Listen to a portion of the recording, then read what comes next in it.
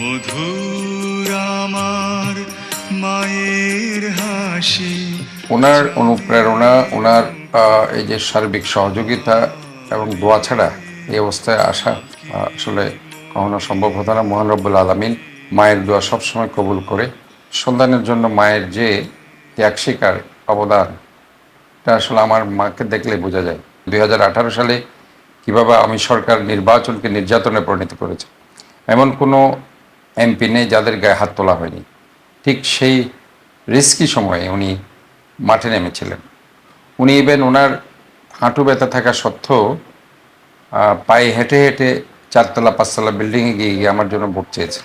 এই মা দিবসে আমার মায়ের জন্য সবার যাতে দোয়া করে, এই জন্য সবাইকে রিকোয়েস্ট করছি যাতে ওনাকে হায়াত দিক এবং উনি যাতে সুস্থভাবে সুন্দরভাবে সার্বিক কাজগুলো করতে পারেন এবং জগতের সমস্ত মারা যারা আছে সবাই ভালো থাকুক, সুস্থ থাকুক, সুন্দর থাকুক।